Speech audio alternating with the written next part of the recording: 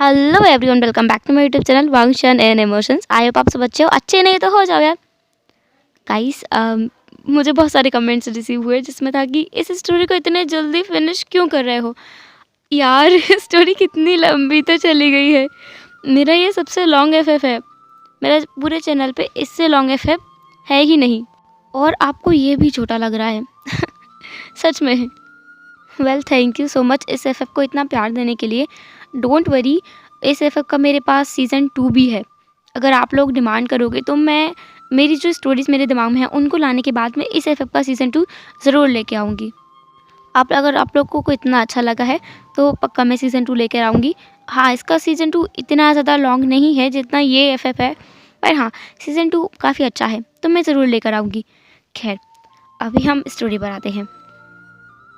साल की प्रेगनेंसी, जिसको लगभग 2 साल होने को आए हैं। ड्रैगन्स की प्रेगनेंसी लगभग 2 साल की रहती है, तो उन्हें 2 साल हो गए थे प्रेग्नेंट हुए। लेकिन इंसान जो कि बहुत ज़्यादा एकदम बदल गया था, और ये मुसीबत था बाकी लोगों के लिए। ईबो के साथ वो अनयूजुअली बहुत प्यार से बिहेव करता था, लेकिन बाकी सबके साथ नहीं, क्योंकि जान के अंदर का जो ड्रैगन था वो अपने पिता से बहुत ज़्यादा प्यार करता है। इतना प्यार जितना कि कोई सोच भी नहीं सकता, क्योंकि वो हमेशा ही ईबो से चिपका हुआ फिरता है। जहाँ भी जाएगा ईबो के साथ जाएगा, बेड में होगा, कहीं भी क्यों ना हो। अगर ईबो उससे एक एक पल के लिए भी दूर हो जाए तो जान रो रोकर पूरा महल अपने सर पर उठाने का काम किया करता है। इतना ही काफ़ी नहीं है, उसे अब ईबो की सेंट में रहने की इतनी बुरी आदत हो गई है कि जान के बॉडी पर उसकी स्मेल तो कहीं नज़र आती ही नहीं है। सिर्फ और सिर्फ ईबो की फ्रेगनेंस है जो उसकी पूरी बॉडी पर नज़र आती है। सान के इतने मूड स्विंग्स होते हैं जितना कोई झेल नहीं सकता, और जितने मूड स्विंग्स होते हैं वो दूसरों के ऊपर उतरते हैं। ईबो के ऊपर एक भी नहीं उतरता। ईबो को तो वो बड़े प्यार से रखता है, क्योंकि सब लोग ये मानते हैं सान के अंदर का जो ड्रैगन है, मतलब उसका बच्चा जो कि अभी तक अनबॉर्न है, वो अपने फादर से इतना ज़्यादा प्यार करता है कि उसे पैम्पर किया करता है वो। मतलब यहाँ फादर को बच्चे को पैम्पर करना पड़ता है, वहाँ पर बच्चा अपने फादर को पैम्पर किया करता है। ईबो जो कि माइंड लिंक के ज़रिए अपने बच्चे से बात भी कर सकता है। वो घंटों तक बैठकर जान के टमी की तरफ देखकर उससे बातें करता रहता है। कभी कभी जान चिढ़ जाता है इस बात से कि ये क्या है, उससे तो ईबो बात ही नहीं करता, लेकिन ऐसा नहीं है, ईबो उससे भी बराबर से प्यार करता है। लेकिन इन 2 सालों में ईबो की कंडीशन स्टार्टिंग के 6 महीने के लिए बहुत ज़्यादा बुरी थी। बेचारा कुछ खा ही नहीं पाता था। जो सिम्टम्स ज़्यादातर फीमेल्स में देखे जाते हैं, या कहो प्रेग्नेंट ओमेगा में देखे जाते हैं, वो अल्फाज को होते हैं कभी कभी, अगर बॉन्ड स्ट्रांग हो तो। वो इनके साथ हो रहा था। ईबो जो भी खाता था उसे बाहर जाके उल्टियाँ कर देता था। वो कुछ ना तो स्मेल कर सकता था, ना कुछ खा सकता था, चैन से बैठ भी नहीं सकता था बेचारा। उसका बहुत बुरा हाल था स्टार्टिंग के 6 मंथ में। उसके बाद उसकी हालत थोड़ी थोड़ी ठीक होने लगी। दूसरा रमज़ान जो कि स्टार्टिंग के 6 महीने में भुक्कड़ों की तरह खाना खाता था, और जो भी उसको ला के दो वो सब खा जाता था, सब पचा जाता था। उसकी डिमांड बहुत ज़्यादा इंक्रीज़ हो गई थी। बस ईबो का हाल बुरा था उन 6 महीनों में। बाकी के समय में ईबो जो कि सबको लकी फील करता था। ईबो खुद को इतना लकी फील कर पाता था जितना कि वो आज से पहले कभी नहीं कर पाया। उसे बहुत अच्छा लगता है सान को ऐसे देखकर, अपने अपने पूरी फैमिली को ऐसे देखकर उसे बहुत अच्छा लगता है। राज की पूरी जिम्मेदारी अब जान के पिता संभालने लगे थे, इसलिए जान को फुर्सत मिल गई थी। राज काम के इस काज से फुर्सत मिल गई थी। वो दूर ही रहता था इन सब मामलों से। ईबो को अपने पास लेकर वो बहुत खुश था। उसकी प्रेगनेंसी को लगभग 2 साल होने को आए थे। वो हमेशा शिकायत करता रहता था कि बेबी बाहर क्यों नहीं आ रहा है। आज भी ऐसा ही था। वो दोनों अपने प्यारे गार्डन में बैठे हुए थे। वहाँ पर अभी रात का समय था। तालाब में पैरों को डालकर और एक दूसरे की कंपनी को एंजॉय कर रहे थे। गर्मियों का समय था। वो दोनों बस बैठे थे शांति से। जान जिसका सिर ईबो की चेस्ट पर था, मतलब ये कहो कि वो पूरा का पूरा ईबो की गोद में बैठा हुआ था।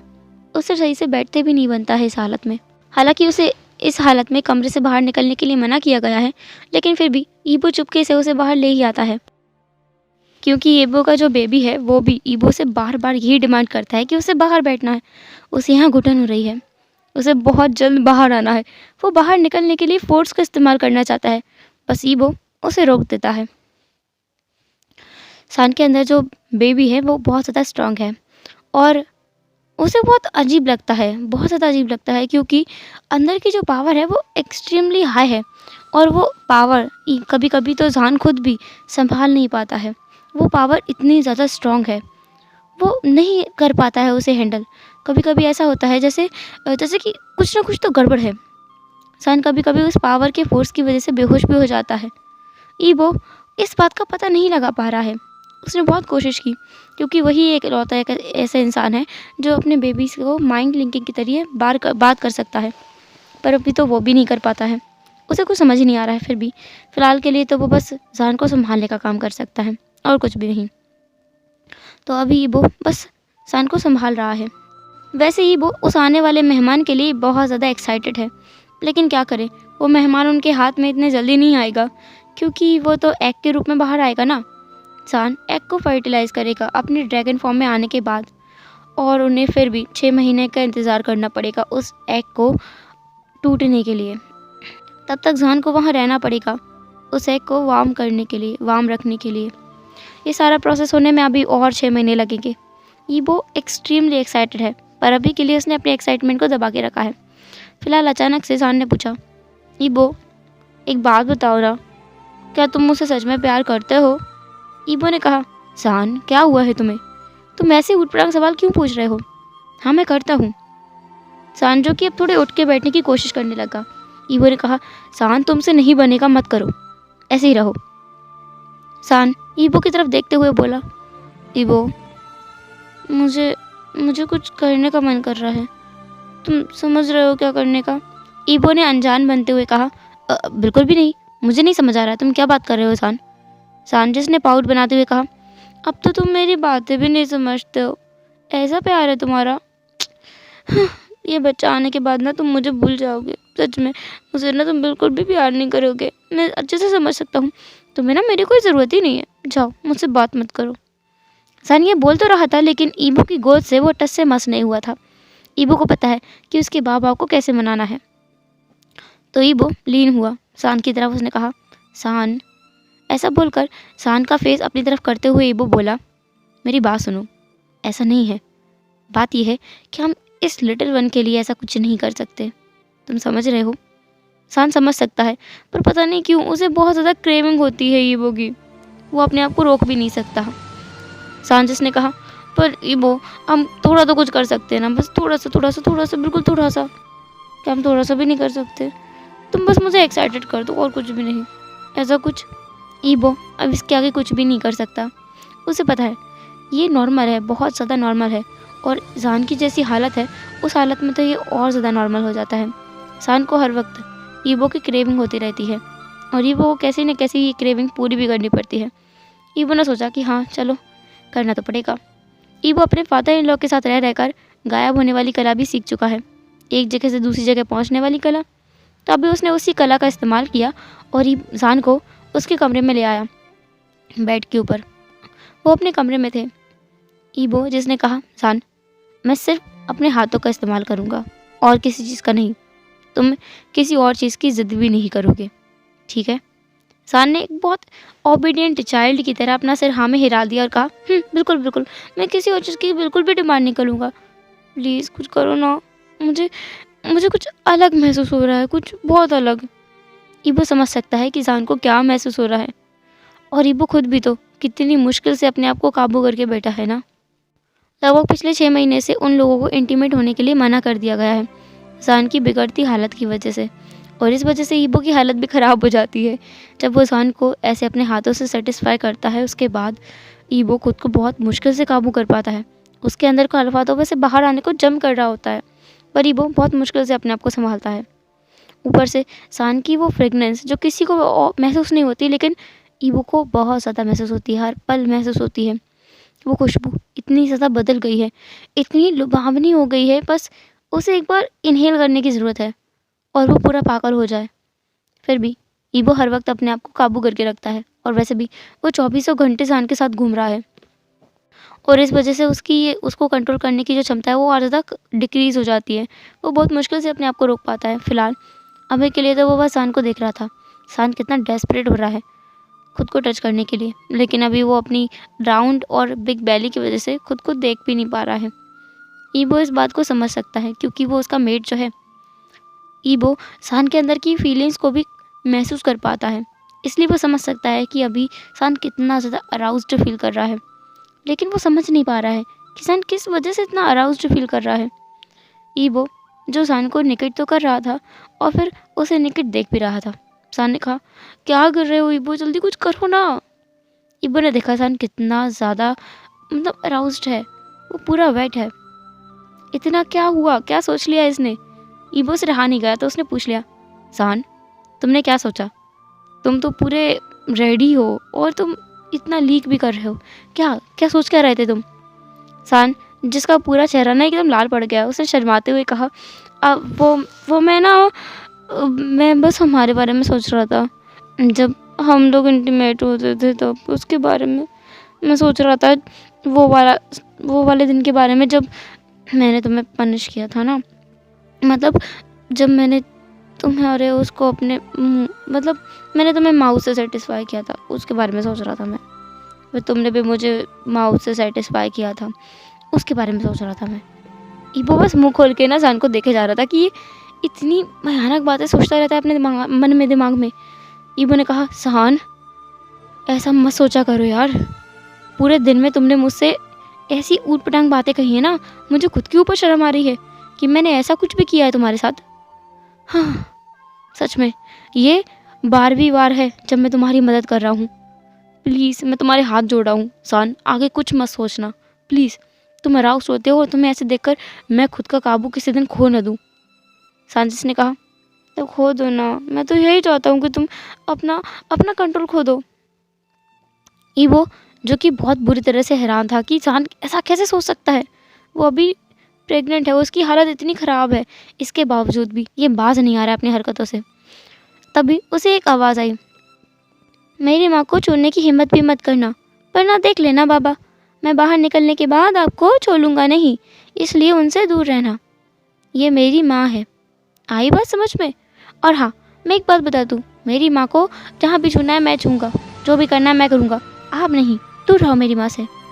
मैं आपका सम्मान करता हूँ, आपसे प्यार करता हूँ, इसका मतलब ये नहीं है कि आप मेरी माँ को जज करोगे। दूर रहो दूर रहो दूर रहो। बेचारा ईबो जो कि ये सब कुछ सुन पाया था, वो क्या करे, उसे गुस्सा भी आ रहा है और एट द सेम टाइम वो खुद को ना एकदम बेबस महसूस कर रहा है। वो क्या करे। ईबो जो कि सान की तरफ लीन हुआ उसे किस करने के लिए, उसके लिप्स को उसने कैप्चर कर लिया।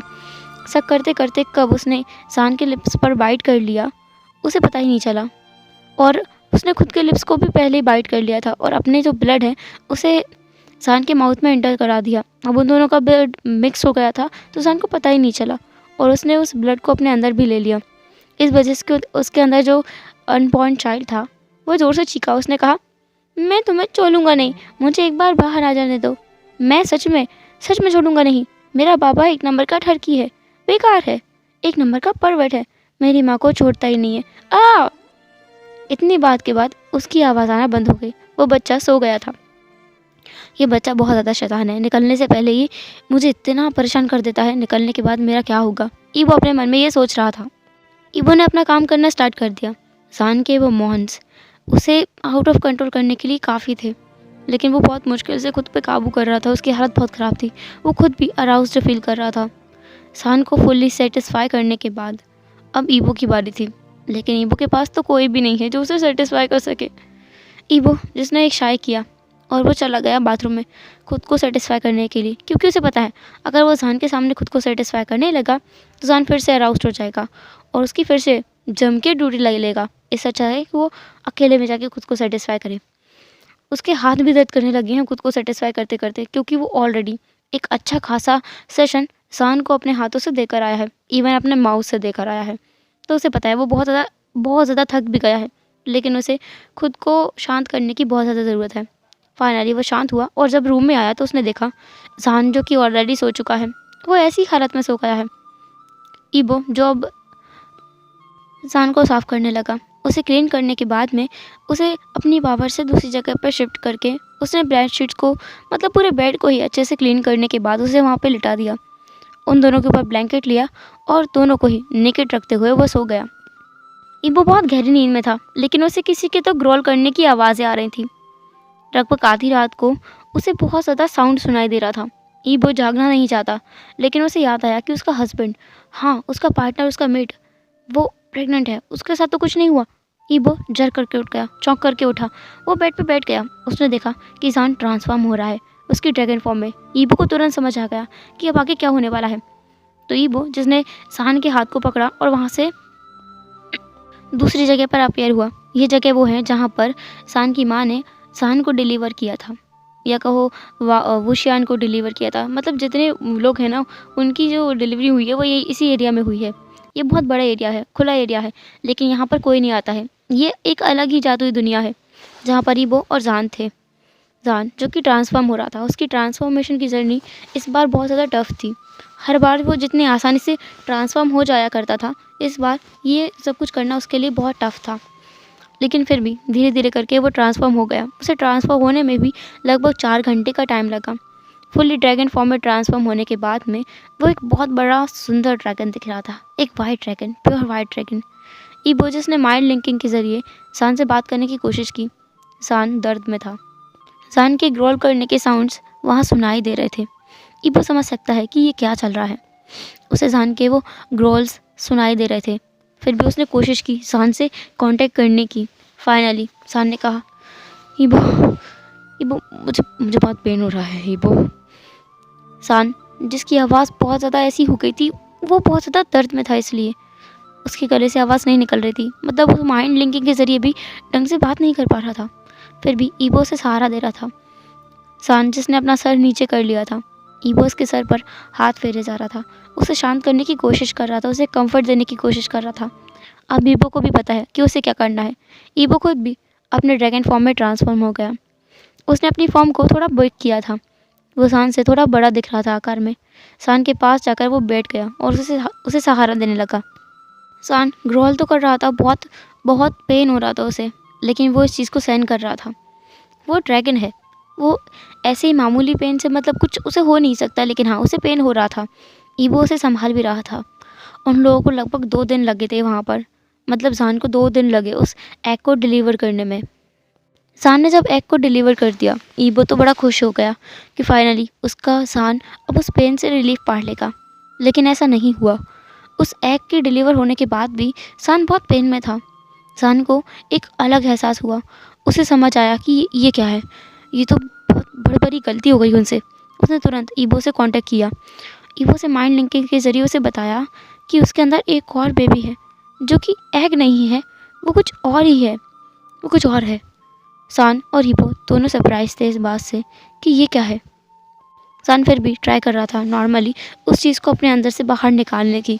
ईबो खुद भी अपनी शक्तियों का इस्तेमाल कर रहा था। उन्हें नहीं पता अंदर क्या है, लेकिन जो भी है वो उसे नुकसान नहीं पहुंचाना चाहते, क्योंकि उन्हें इतना तो समझ आ गया है कि ये उनका ही अंश है। वो दोनों अपनी पूरी कोशिश लगा रहे थे। सारी कोशिश कर लेने के बाद, मतलब 2 दिन तो उस एग को निकलने में लगा। उसके बाद भी उन लोगों को लगभग 8 घंटे लगे थे एक बेबी को बाहर निकालने के। लेकिन वो कुछ अलग ही था। वो बेबी एक फीनिक्स थी। हाँ, वो एक गर्ल है, वो एक फीनिक्स है। लेकिन उसे देखकर वो दोनों बहुत शॉक में थे कि ये फीनिक्स कैसे हो सकती है। सान सान तो एक ड्रैगन है ना, और उसका फादर भी एक ड्रैगन है, तो ये कैसे हो सकता है। ये एक मिस्ट्री थी। लेकिन हाँ, वो गर्ल एक फीनिक्स है। लेकिन इस सब के बाद सान बहुत ज़्यादा थक चुका था। वो इतना थक गया था कि इतना पावरफुल ड्रैगन भी बेहोश हो गया। वो बेहोश हो गया था। ईबो की जिम्मेदारी थी अब सान को संभालने की। सान, जो कि अब अपने ह्यूमन फॉर्म में आ गया था, ईबो खुद भी अपने ह्यूमन फॉर्म में था। वहाँ पर एक रूम भी बनवाया गया था, जहाँ पर ईबो उन सबको एक साथ अपनी पावर्स के ज़रिए और सान को अपनी गोद में लेकर उस रूम में पहुँच गया। वहाँ जाकर सबको उसने अपनी अपनी जगह पे रखा। उस एग को उस एग की जगह पे जहाँ पर उसे रखा जाना चाहिए था। अब वो एग हैच करेगा। उसे हैच करने में भी लगभग 6 महीने का टाइम लगेगा, जब तक उन दोनों को यहीं रहना होगा।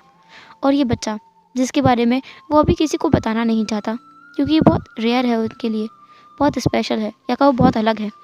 और बीबू को समझ आ रहा था कि इस बच्ची की वजह से ही उसे इतना अनयूजुअल फील होता था जब भी वो उस ड्रैगन से बात किया करता था, मतलब अपने बच्चे से। और इसीलिए ही ईजान की पावर्स बहुत ज़्यादा बढ़ गई थी, क्योंकि उसके पास दो की शक्तियों को वो लेके घूम रहा था। तो ऑब्वियसली बात है, वो उसे हैंडल नहीं कर पा रहा था। उसके पास अनलिमिटेड पावर्स आ गई थी। ईबो खुद उस बच्ची को देख रहा था। वो एक छोटा सा फीनिक्स था, बहुत छोटा सा, बहुत क्यूट सी बच्ची है वो। ईबो उसे अपनी गोद में लेकर के घूम रहा था। जाना भी बेहोश था, वो बच्ची खुद भी।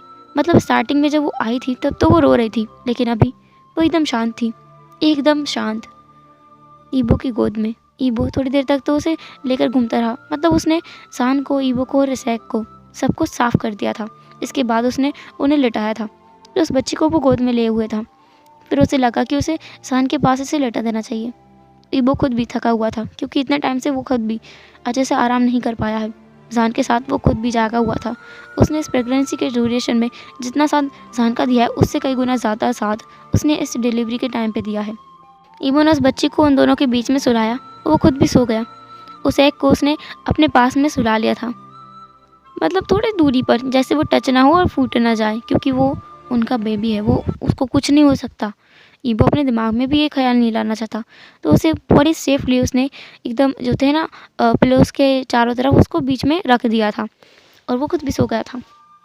अगली बार जब जान की नींद खुलती है तो उसने देखा कि उसका विलव्ड पर्सन उसके पास सोया हुआ है।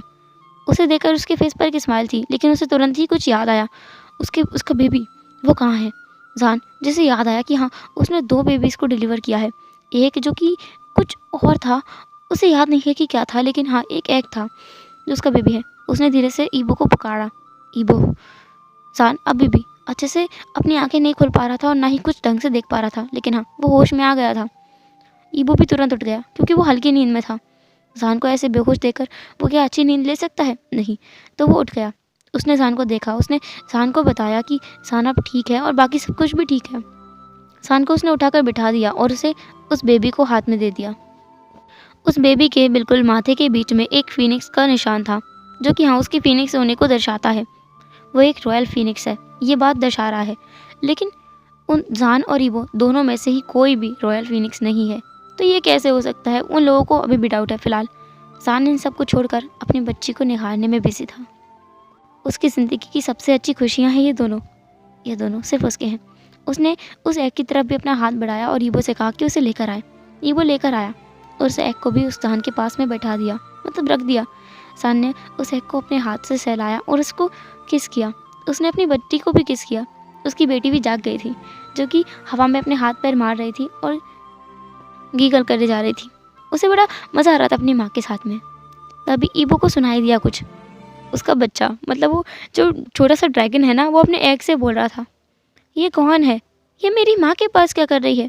इसका कोई हक नहीं बनता है मेरी माँ के पास रहने का। मैं उसे सच में मारूंगा। मुझे बाहर आने दो, मुझे बाहर आना है, मुझे बाहर आना है, मुझे जल्दी बाहर निकालो। ये सुनकर ना ईबो तो बड़ी ज़ोर से हंस पड़ा। उसके फेस पर स्माइल थी। शान कंफ्यूज था। शान ने पूछा क्या हुआ? ईबो ने उस एग की तरफ इशारा करते हुए कहा, ये पता है क्या बोल रहा है? शान ने कहा, क्या बोल रहा है? तुमने उससे बात की? क्या बोल रहा है वो? ईबो ने कहा, वो बोल रहा है कि उसकी माँ सिर्फ उसकी है, और ये जो बच्चे तुम हाथ में लेके बैठे हो वो इसे पीटेगा, क्योंकि इसने तुम्हें टच करने की हिम्मत की है। ये बच्चा भी ना निकलने से पहले ही इतना ज़्यादा पागल है तुम्हारे लिए जान। तुम्हें पता है तुम्हारी टमी में भी ये मुझे ऐसी धमकी दिया करता था। जान भी हंसने लगा। उसे पता है, हाँ ईबो ने उसे बताया कि कैसे उसका अनबॉर्न चाइल्ड ईबो को धमकियाँ दिया करता है कि उसकी माँ से दूर रहे, नहीं तो ईबो के टांगे तोड़ देगा। ये बच्चा सच में बहुत ज़्यादा अलग है, उसके लिए ओवर प्रोसेसिव है। सान ने उस एग को फिर से किस किया और कहा, बेबी मम्मा सिर्फ तुम्हारी हैं, चिंता मत करो। मम्मा तुमसे भी बहुत प्यार करती हैं और तुम्हारी बहन से भी। फिर जान ने उस बच्ची की तरफ देखा और उसके माथे पर भी किस किया। सान बहुत खुश था। थोड़ी देर उन दोनों के साथ बिताने के बाद में सान को नींद आने लगी, क्योंकि वो सच में बहुत ज़्यादा थक गया है। तो सान सो गया दोबारा से। ईबो जो उस बच्ची को लेकर घूम रहा था, उस बच्ची को अभी मिल्क के फीड कराने की भी ज़रूरत है, तो वो काम तो सान ने कर दिया था। ईबो जिसने पूरे 6 महीने वहीं बिता दिए, सान अपनी बच्ची और उस बेचारे छोटे से अनफर्टिलाइज्ड एग के साथ में, मतलब उस छोटे से ड्रैगन के साथ में, जो कि आए दिन ईबो को या फिर उस बच्ची को धमकियाँ दिया करता है कि सच में वो इन दोनों को नहीं छोड़ेगा। उसकी मम्मा से उसकी है, उसकी मम्मा के पास और कोई भी नहीं भटक सकता, चाहे वो उसका फादर हो या उसकी सिस्टर हो, कोई भी नहीं भटक सकता। वो भटकेगा सिर्फ अपनी माँ के पास। वो ये सुनकर ना बड़ा हंसा करता है और हमेशा सान को बताया करता है कि उसका बच्चा, उसका ये छोटा सा नन्हा मुन्ना शैतान क्या क्या धमकियाँ दिया करता है। उस एक को अब यहाँ इस दुनिया में आए लगभग 6.5 महीने हो चुके थे, लेकिन वो अभी तक हैच नहीं हुआ था। इस बात से जान और ईबो दोनों परेशान थे कि क्या हो रहा है, ये अभी तक हैच क्यों नहीं हुआ, इसमें से बच्चा क्यों नहीं निकला है। वो तो इसे हर बार फीड कराता है, मतलब उस बच्चे को फीड कराने के लिए जान के ब्लड की ज़रूरत पड़ती है, जो कि जान उसे देता भी है दिन में लगभग 4 बार। इसके बावजूद भी ये अभी तक हैच नहीं हुआ। उसकी बच्ची दूसरी तरफ फीनिक्स, जो कि लगभग अब 6.5 महीने की वो हो चुकी है, वो अभी अब चल लेती है, मतलब ये उसके लिए काफ़ी बड़ी बात है। वो चल लेती है और कुछ कुछ शब्द बोल लेती है। उसका पहला शब्द था माँ और दूसरा बाबा। वो मामा और बाबा दोनों बोल लेती है। इसके साथ साथ वो उस एग को तरफ देखकर बार बार गगा गगा भी बोलती रहती है। ईबो और जान ये देखकर बड़ा हंसते हैं, उन्हें बड़ी खुशी महसूस होती है। और वो अनफर्टिलाइज एग अंदर से बोलता है, बाबा इसे बोल दो ये मुझे गगा ना बोले, ये मुझसे बड़ी है, ये मुझसे पहले इस दुनिया में आ गई है, ये बड़ी है, तो मैं इसे सुजे बोलूँगा, ये मुझे गगा क्यों बोल रही है, इसे मना करो बोलने के लिए। ईबो इस बात से भी ना बड़ा बड़ा हंसता है, वो सबको बताता भी है ये बात अपनी फैमिली को। वो बहुत खुश है। आज जो बच्ची है, जिसका नाम उन दोनों ने मिलकर जी ही रखा है, मतलब जान का जी और ईबो का ई, जी ही, उन्होंने ये नाम रखा है उसका, जी ही, जो कि वहाँ चलते हुए उस एग के चारों तरफ चक्कर काट रही थी। अभी ईबो और जान दोनों ही वहाँ नहीं थे।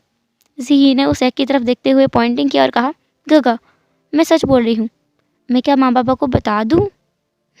बोलो बता दूँ बता दूँ। ऐसा बोलकर ना वो अपनी आईब्रो को बार बार उठा रही थी, नीचे कर रही थी, उठा रही थी, नीचे कर रही थी। ऐसा लगता है उसे देखकर कि ये बच्ची अपनी उम्र से कई गुना ज़्यादा समझदार है। ऐसा लगता है दुनिया भर का ज्ञान छिपा है इसकी आँखों में या इसके दिमाग में। ये छोटे से दिमाग बहुत ज़्यादा चलता है। उसने उस एग को थोड़ा सा छुआ और उसे थोड़ी सी तोड़ने की कोशिश की। उसे 2-3 बार अपनी उंगली से मारा और वो एग हैच होने लगा, वो ऐसे टूटने लगा था। तभी वह सान भी आया।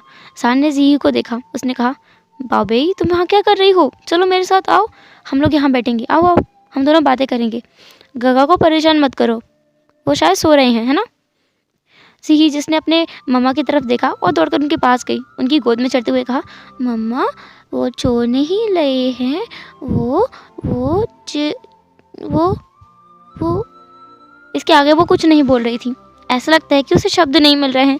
सान ने कहा, कोई बात नहीं, मैं समझ गया, वो जाग रहे हैं ना। जी ने हाँ में अपना सिर हिला दिया। वो कितनी क्यूट है ना सान, बहुत उसको बहुत क्यूट लगती है जी। तो सान जो उसकी चीक्स को पकड़ के उसको किस करने लगा। जी ने कहा, मम्मा ये सब मत करो, मुझे मुझे मुझे मुझे इसके आगे फिर से वो रुक गई। तुम्हें पसंद नहीं है? मुझे पसंद नहीं है, तो इजा मत करो।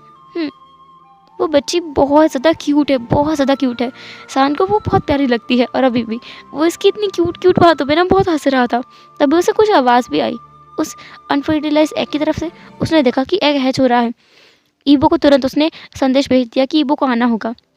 ईबो जो कि मेल राज में चला जाता है अब कभी कभी, क्योंकि वो जानता है सान अब सब संभाल लेगा, इसलिए वो चला जाता है। तो वो वहीं था। ईबो खुद भी वहाँ आने लगा। वो एग हैच हो रहा था। ईबो देख सकता है कि ये टूट रहा है।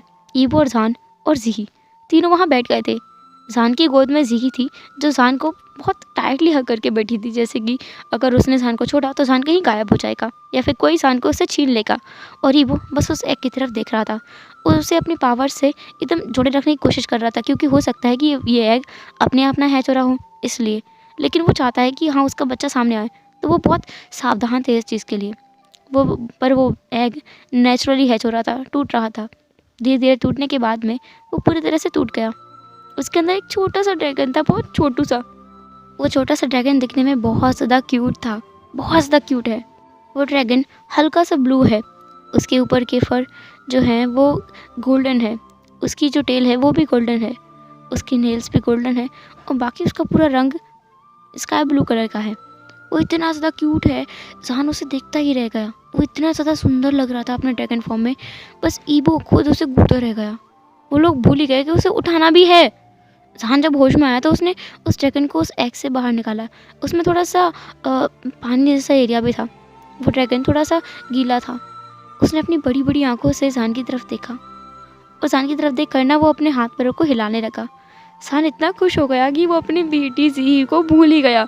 जी इस बात से बहुत गुस्सा थी। वो सान की गोद से उठ करके खड़ी तो हो गई थी और वो उस ड्रैगन को बस घूरे जा रही थी।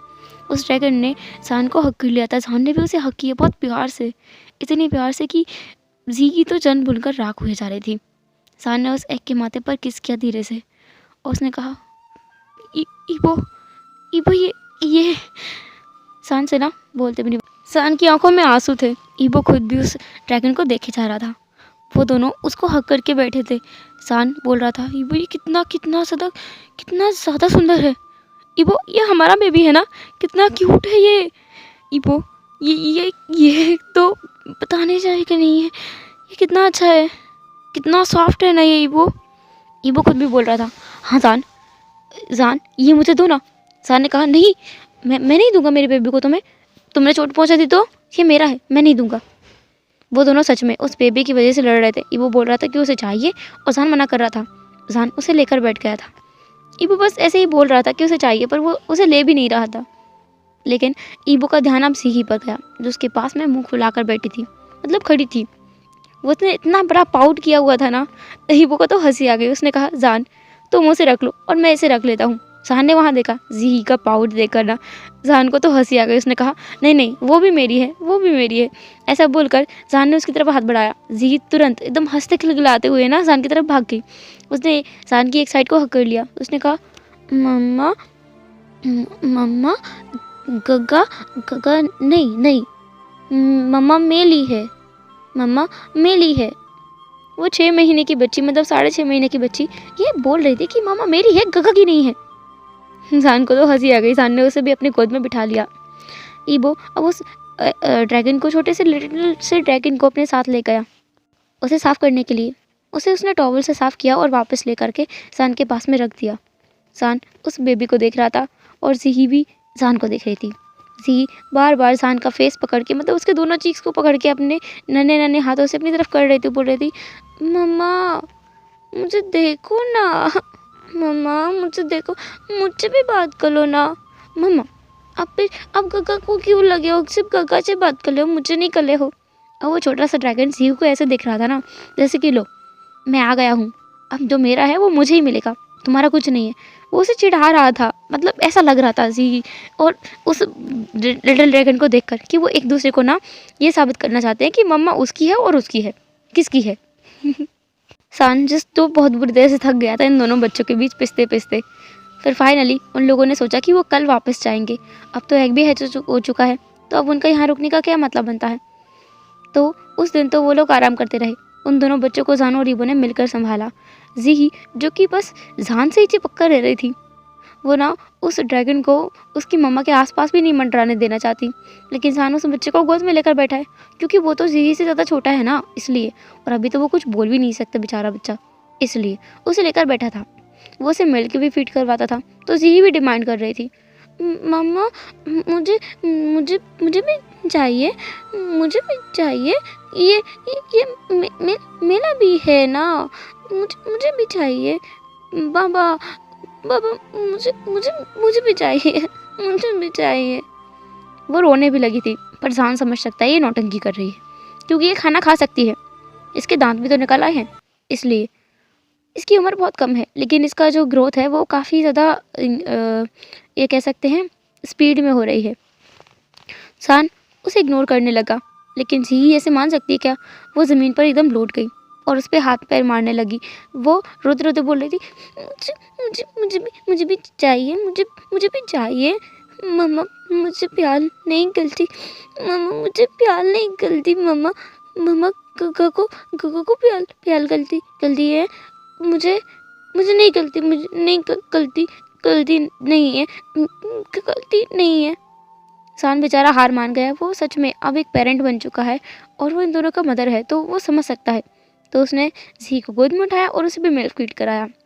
वो बस डिसबिलीव में अपना सिर हिला रहा था कि ये जी पूरी की पूरी जान के ऊपर गई है, पक्का ये सारी आदतें ना जान की हो सकती हैं।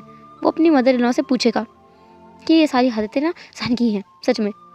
और वुशियान, जो कि हाँ वुशियान, उस दूसरे ड्रैगन का नाम जो उनका बच्चा है उसका नाम उन्होंने बहुत पहले ही सोच लिया था, क्योंकि उन्हें लगता है कि ये वुशियान है, तो उसका नाम उन्होंने वुशियान रखा है। वो दिन तो उनका ऐसा ही गया। इसके बाद नेक्स्ट डे वो वहाँ घर पर पहुँच गए। घर पे जाने के बाद तो माहौल बहुत अलग था। जैसे ही सब लोगों को पता चला कि वो लोग वापस आ गए हैं और 2-2 बच्चों को साथ लेकर आए हैं, उन्हें पता था कि 2-2 बच्चे हैं। जैसे ही वो उनको पता चला ना ज़ीही और वुशन दोनों आ गए हैं, बस फिर क्या था, ज़ान और ईबो के हाथ ही नहीं लगे वो दोनों बच्चे। उनको सब लोग ले गए अपने साथ और उन दोनों से तो किसी ने पूछा ही नहीं कि वो दोनों आए हैं, थक कर आया है ज़ान को आराम करना चाहिए, क्या करना चाहिए, कुछ भी नहीं। सब लोग बस उन बच्चों के आसपास मंडरा रहे थे, उनसे ही पूछ रहे थे जो भी पूछ रहे थे। ज़ान तो बेचारा खड़ा रह गया कि कोई उससे भी पूछ ले। वो 6 महीने के बाद अपने घर आ रहा है। वो अपनी माँ के पास गया, उसने कहा, माँ मैं भी इतने दिनों के बाद घर आया हूँ, मुझसे नहीं मिलना आपको? उसकी माँ ने कहा, नहीं नहीं तुमसे बाद में मिलेंगे, पहले मुझे मेरी मेरी पोती को देखने दो। हाय मेरी पोती कितनी ज़्यादा खूबसूरत है। बेटा तुम्हारा नाम क्या है? जी, जिसने धीरे से कहा, मेरा जी जी नाम है जी। अब जाके उसकी माँ ने ज़ान की तरफ देखा और कहा, क्या बोल रही है? ज़ान ने कहा, जी ही नाम है उसका, बताया तो था यही रखेंगे। उसकी माँ ने कहा, हाँ कितना कितना कितना प्यारा नाम है बच्चा, तुम कितनी ज़्यादा खूबसूरत हो, कितनी ज़्यादा अच्छी हो, कितनी ज़्यादा प्रिटी हो, क्यूट हो, तुम ना नानी के साथ ही रहना हमेशा। तभी ईबो की मदर बोली, ऐसे कैसे नानी के साथ रहना, दादी के साथ रहेगी वो, है ना बच्चा, तुम दादी के साथ रहना। बिल्कुल, हम लोग ना बहुत मस्ती करेंगे। तुम्हारे ईबो पापा है ना, मैंने उनको तो इतने ही टाइम तक दिखाए, अब मैं तुम्हारे साथ में तुम्हारा बचपन जीऊँगी, ये मेरे साथ रहेगी। वो दोनों उस बच्ची की वजह से लड़ने लगी थी। दूसरा हम देखते हैं हमारे ई जाओ और शावी को, वो दोनों भी उस ड्रैगन बच्चे को लेकर ना आपस से बातें कर रहे थे। शावी बोल रहा था, ये मेरे यहाँ का क्लान लीडर बनेगा, मेरे यहाँ का राजा बनेगा। ई जाओ ने कहा, अरे ऐसे कैसे बनेगा, ये हमारे यहाँ का राजा बनेगा। ईबो यहाँ राजा नहीं बन पाया तो क्या हुआ, अब उसका बच्चा राजा बनेगा। और वैसे भी तुम्हारे यहाँ तो ज़ान रहा था ना, तो ये बच्चा मेरे साथ रहेगा, मैं नहीं छोड़ सकता इसे, ये मेरे साथ रहेगा। ज़ान अब मेरे साथ रहेगा, वो हम उसे लेकर जाएंगे। शावी ने कहा, ऐसे कैसे लेके जाओगे, वो यहाँ का किंग है, तुम उसे नहीं ले जा सकते, और ये बच्चा भी यहीं रहेगा। वो दोनों भी लड़ रहे थे। ज़ान तो अपने माथे पर हाथ दे मारा उसने। दूसरी तरफ यानली, वो खुद भी वहाँ थी, उसका भी एक बच्चा है जो कि वो फेरी है, उसकी वो बेटी है, वो एक फेरी है। यानली खुद भी उन बच्चों को लेकर ना बैठ गई थी, वो ज़ीही को पकड़ी बैठी थी क्योंकि उसकी माँ तो लड़ने में बिजी थी। तो यानली ज़ीही को खिला रही थी, उसको इतना पैम्पर कर रही थी ना। ज़ान तो बस देखकर हैरान था कि वो एक्सिस्ट नहीं करता है इन लोगों के लिए, वो तो जैसे है ही नहीं, हाँ होकर उसे ऐसा महसूस हो रहा था। उसका बच्चा दूसरा वाला जो ड्रैगन है, उसे भी हाईक्वान और चैंग ये दोनों लेकर बैठे थे। इधर यानली और जो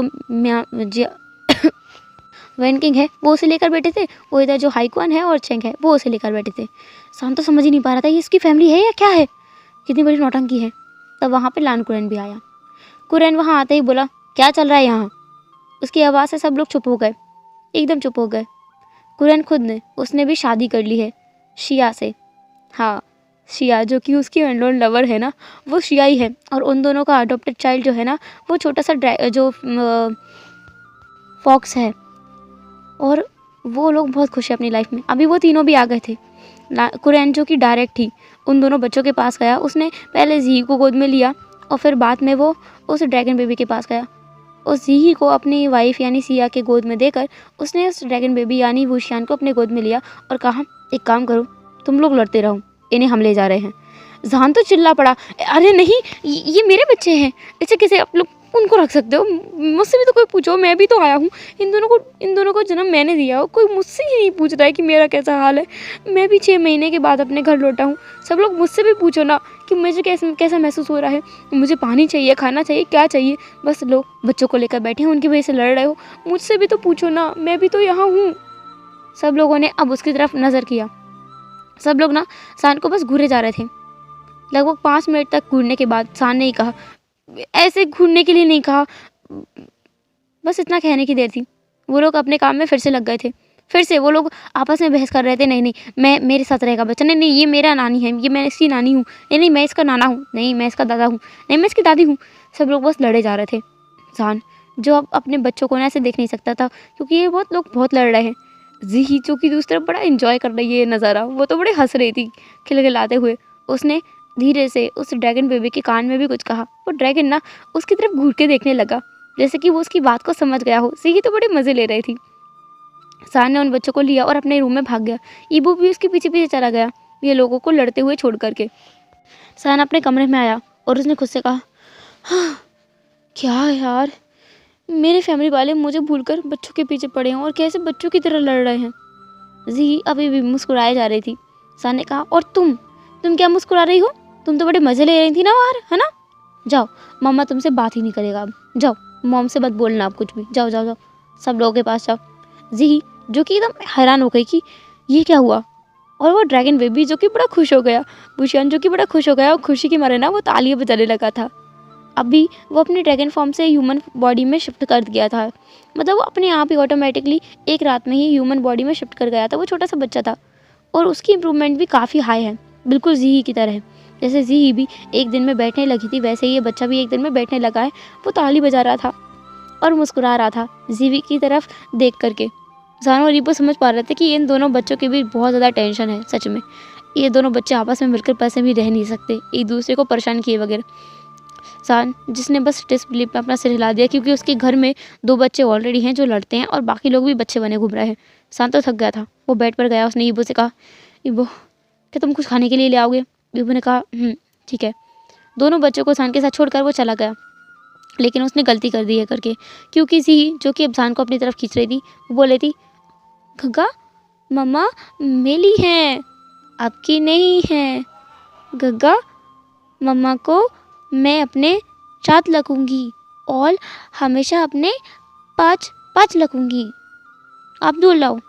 ऐसा बोलकर उस बच्चे को उसने थोड़ा सा दूर कर दिया, धक्का वक्का नहीं दिया, बस थोड़ा सा दूर किया। वो बच्चा खुद भी वहाँ अपने घुटनों के बल चलते हुए आया और जी को हटाने लगा। वो बोल रहा था वो उसके मुंह से ना कोई शब्द नहीं निकल रहे थे, क्योंकि वो बच्चा क्या शब्द निकलेंगे, पर वो ऐसा बता रहा था उंगली करके कि मम्मा उसकी है, तुम्हारी नहीं है। ऐसा वो इशारों से बता रहा था और जी को हटा रहा था। सान बेचारा सोने आया था कहाँ, और अभी दोबारा से परेशान हो रहा है। उसने दोनों बच्चों को डांट दिया, चुप रहो दोनों। हाँ क्या परेशान करके रखा है, क्या मुसीबत है मेरे सर पे, चुप रहो दोनों। अगर तुम दोनों में से फिर से किसी ने लड़ाई की ना, मैं सच कह रहा हूँ दोनों को उठा के बाहर कराऊंगा। फिर देखते रहना वो सब का सारा नज़ारा, वो लोग लड़ रहे हैं ना, वहाँ पर चले जाना। जी जिसने अपनी मॉम की तरफ देखा, फिर उसने अपने गगा की तरफ देखा, उस छोटे से बच्चे की तरफ जो कि जी से भी छोटा दिखने में है। जी जो कि बेड से नीचे उतरने लगी। सान ने कहा, कहाँ जा रही हो? जी ने कहा, मम्मा ने कहा बाहर जाओ तो मैं बाहर जा रही हूँ। गगा मम्मा की बात मानो, हम में बाल जाना है। वो बच्चा भी जैसे समझ गया, वो खुद भी घुटनों के बल चढ़कर वहाँ आने लगा जहाँ से जी नीचे उतर रही थी। सान ने उन दोनों को पकड़ लिया, वो दोनों नीचे ही गिर जाते।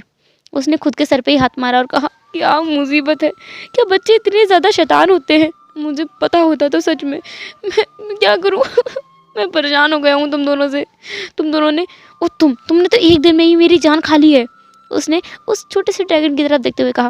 वो ड्रैगन रोने वाली हालत में आ गया था, उसकी आंखों में ना बड़े बड़े मोती जैसे आंसू लटकने लगे थे।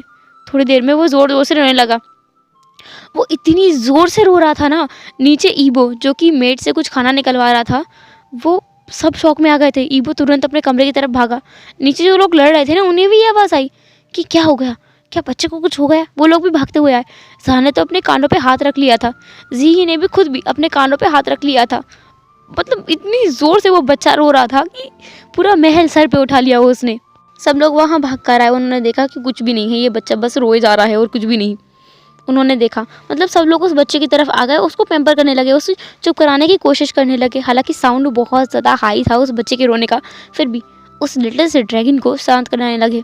थोड़ी देर बाद वो शांत भी हो गया, लेकिन वो साइलेंटली रो रहा था। उसकी आंखों से ना बड़े बड़े मोटे मोटे आंसू निकल रहे थे। सान जिसने अब उस बच्चे की तरफ देखा और कहा, भाभी मुझे माफ़ कर दो, मम्मा को माफ़ कर दो, मम्मा ने गलती से बोल दिया, मैं आई स्वेयर तुम तो मेरा अच्छा बच्चा हो ना, प्लीज़ मम्मा को माफ़ कर दो। सान की माँ सान को डांट रही थी और उसे बोल रही थी कि बच्चे को ऐसे नहीं संभाला जाता है, वो भी तो कितना शरारती था ना। पर उसकी माँ ने जब जाने उसे डांट दिया हो, एक बार भी नहीं डांटा था, ये गलत बात है। वो उसे सुनाई जा रही थी और सान डांट खाया जा रहा था। ये देख कर ना वो छोटा सा ड्रैगन सान की गोद में आकर बैठ गया और मतलब अपनी जो दादी हैं उसकी तरफ बिल्कुल हाथ दिखा दिया, जैसे कि वो बोलना चाहता हो कि चुप हो जाओ। उसकी दादी बिल्कुल चुप हो गई। सान जिसने अपने बच्चे की तरफ देखा उसे गले लगा लिया और कहा, बेटा मुझे माफ़ कर दो, मुझसे गलती हो गई, मैं तुम्हें कभी भी नहीं डांटूंगा।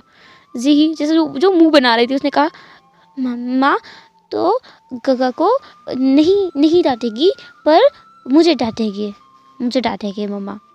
जान ने उसकी तरफ हाथ बढ़ाया और कहा, मैं तुम्हें भी नहीं डांटूंगा। मैं लिटिल प्रिंसेस आओ यहाँ आओ। उसने दोनों को गले लगा लिया। सारा माहौल शांत होने के बाद में बाकी सब लोग भी निकल गए। ईबो और जान वहाँ बैठे हुए थे। वो दोनों बस सोच रहे थे, मतलब ईबो जो कि अब वहाँ आ गया था और उसने उन दोनों को, मतलब उन तीनों को ही हक कर लिया था। वो लोग आपस में हक किए हुए थे। ईबो जिसके दिमाग में चल रहा था कि उसकी लाइफ कितनी ज़्यादा बदल गई है। अगर वो स्क्रैच से सोचे, बिल्कुल स्टार्टिंग से सोचे, तो उसकी लाइफ कितनी ज़्यादा अलग थी ना। वो कितना ज़्यादा अलग व्यक्ति हुआ करता था। ओमेगास की कभी कदर नहीं की उसने, कितना बुरा हुआ करता था वो। उसे फिर कर्ज मिला, उसे गलतफहमी हुई कि ये फिनिक्स ने किया है। वो ह्यूमन रेलम के लिए निकला, लेकिन गलती से फिनिक्स के नाम में पहुंचा। अपने डर की वजह से उसने जान से शादी की। फिर उसे जान की रियलिटी भी पता चली। जान से उसको प्यार हो गया। जान के साथ वो अपने किंगडम गया। डरते डरते उसे अपने राज्य घुमाने लगा। जान को सच्चाई पता चली। जान वहाँ से गया। जान की गलतफहमी हुई। फिर वो दोनों वापस से मिले। ईबो ने उसे मनाया, जान ने उसकी मदद की। उन ड्रैगन्स का, मतलब उन डायनों का सामना हुआ। उसके पेरेंट्स वापस से मिले, उसकी माँ से वो मिला। कितना कुछ हुआ है ईबो की लाइफ में। जान के मिलने के बाद से वो कितना बदल गया है। जान से मिलने के बाद उसकी लाइफ में रियल की खुशी आने लगी है। उसके भाई का प्यार भी उसे मिल गया। सब कुछ कितना अच्छा हो गया है ना उसकी ज़िंदगी में जान के आने के बाद से। ईबो सोच रहा था कि उसने कभी नहीं सोचा था कि उसके पास इतनी लवली फैमिली होगी। उसके पास एक बहुत बड़ा परिवार है। उसकी दो माँ हैं, 2 पिता हैं, अंकल आंटी हैं, भाई है, शाओची है, उसकी प्यारी सी बहन है यानली। साथ ही साथ उसके पास चैंग जैसा भाई है और वैनकिंग जैसी एक दोस्त है। इतने लोग हैं उसके पास, इतना सब कुछ है उसके पास। इतने प्यारे प्यारे 3 बच्चे हैं। फैंशिंग जो कि उनका सबसे लाडला हुआ करता है। जैसे ईबो को फैंशिंग की याद आई ना, उसे याद आया कि हाँ, फैंशिंग को तो बहुत टाइम हो गया है ना। वो जब से यहाँ आया उसने फैंशिंग को नहीं देखा। तो वो उन दोनों से अलग हुआ, उन तीनों से। उसने कहा, जान फैंशिंग कहाँ है? जान ने कहा, ईबो फैंशिंग को तो मैंने 6 महीने से नहीं देखा है। मैं तो उस बच्चे को जैसे भूल ही गया था। मुझे माफ़ कर देना फैंशिंग बच्चा, मैं भूल गया था। वो कहाँ है? उसे लेकर आओ था ईबो। लेकिन उनके जाने से पहले ही किसी की आवाज़ आई, कोई बात नहीं बाबा, मैं आ गया हूँ, आप दोनों को जाने की ज़रूरत नहीं है। वो बच्चा वहाँ खड़ा हुआ था, वो स्नेक चाइल्ड, जो उन दोनों का अडॉप्टेड चाइल्ड है, वो वहाँ आया भागते हुए। उसने भी उन दोनों बच्चों को देखा और कहा, बाबा क्या ये मेरे कज़न हैं? उन दोनों ने एक साथ कहा, नहीं, तुम्हारे रियल भाई बहन हैं, बैठो आओ। उससे भी बेड पर बिठा लिया और उसका इंट्रोडक्शन करवाया जीही के साथ में। सान ने कहा, जीही मैंने कहा था ना तुम्हारा एक और बिग गगा है, वो यही है फैंशिंग गगा। जीही जिसने फैंशिंग को देखा, उसे देख कर ना उसे ऐसा लगा कि भाई ये क्या है। उसे थोड़ा सा ऐसा अजीब ही लगा, वो उसे घूर कर देख रही थी। सान ने कहा, क्या हुआ? फैंशिंग ने कहा, बाबा मुझे लगता है कि ये कुछ और भी मेरे बारे में जानती है। हाँ, मैं एक स्नेक हूँ और कुछ जानना है मेरे बारे में? जी जो कि हंस गई। उसने फैंशिंग को गले लगा लिया। वो इतनी सी बच्ची सब कुछ समझती है। जान तो हैरान है इस चीज़ से, क्योंकि इसकी ग्रोथ सच में बहुत ज़्यादा एकदम अलग तरीके से हो रही है। पर ये नॉर्मल है। उसकी माँ ने बताया है कि फिनिक्स ऐसे ही ग्रो करते हैं, ड्रैगन्स भी ऐसे ही ग्रो करते हैं। स्टार्टिंग में जो उनकी ग्रोथ होती है वो काफ़ी ज़्यादा हाई होती है, लेकिन बाद में उनकी ग्रोथ नॉर्मल हो जाती है। जान इस बात से कोई टेंशन में ना आए, उसे पता है। और वो बच्चा जो ड्रैगन है, उसने भी फैंशिंग को देखा और उसने भी अपने हाथों को बढ़ा दिया। उसने भी फैंशिंग को गले लगाया। इन तीनों बच्चों ने आपस में हक किया, जान और ईबो ने आपस में हक किया। अब हम जान को देखते हैं। जान जो खुद भी अपने मन में सोच रहा था, उसकी लाइफ भी कितनी अच्छी हो गई है। वो तो हमेशा से ही एक बदले की भावना के चलते जलता आया है हमेशा से। वो ड्रैगन्स को कभी भी माफ़ न करने की हालत में था। वो कभी भी ड्रैगन्स को नहीं अपनाना चाहता था, कभी भी नहीं। उसके माँ बाबा के जाने के बाद, या कहो बाबा के जाने के बाद से, वो ऐसे ही हो गया था। वो अपनी माँ से भी बहुत कम ही मिला करता था। लेकिन देखो, ईबो की लाइफ में आने के बाद तो जैसे उसकी गाड़ी एकदम रफ्तार से भगी है। उसने क्या क्या नहीं देखा। उसकी सिंपल सी ज़िंदगी को ईबो ने कितना मिसरेबल बना दिया था कितना अलग कर दिया ना, कितना ज़्यादा अलग कर दिया है। वो कितना ज़्यादा खुश है अब। उसके 3 बच्चे हैं और तीनों बच्चों के साथ में वो बहुत ज़्यादा खुश है, बहुत ज़्यादा खुश है। उसे अब ज़िंदगी से ना कोई शिकायत नहीं है और उसे ज़िंदगी में अब कुछ भी नहीं चाहिए। उसके लिए इतना ही काफ़ी है। उसका हस्बैंड, इतना लवली हस्बैंड, इतनी अच्छी फैमिली और 3 प्यारे प्यारे बच्चे। उसे और कुछ भी नहीं चाहिए। हेलो एवरीवन, तो इसी हैप्पी एंडिंग के साथ में इस FF को एंड करते हैं और अब हम फिर मिलेंगे नेक्स्ट FF में। तब तक के लिए टाटा के बाय बाय और अपना ख्याल रखना। एंड जो लोग लास्ट तक रुके हैं उनके लिए एक न्यूज़ है, वो ये कि कुछ लोगों ने मुझसे बोला था कि मैं एक हॉरर FF लेकर आऊँ। तो गाइस आप लोग जिन लोगों का दिल बहुत ज़्यादा स्ट्रॉन्ग है ना, वो नेक्स्ट मेरा एक 1 शॉट FF आएगा, उसको सुन लेना क्योंकि वो हॉरर रहेगा, इतना ज़्यादा हॉरर रहेगा कि अगर आप रात में सुनते हो तो आप कहीं बेहोश ना हो जाओ, क्योंकि उसमें सब कुछ बहुत ज़्यादा हॉरर है।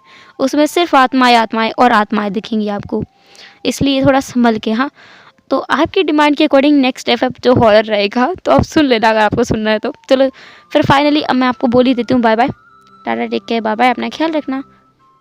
फिर मिलेंगे नेक्स्ट FF में।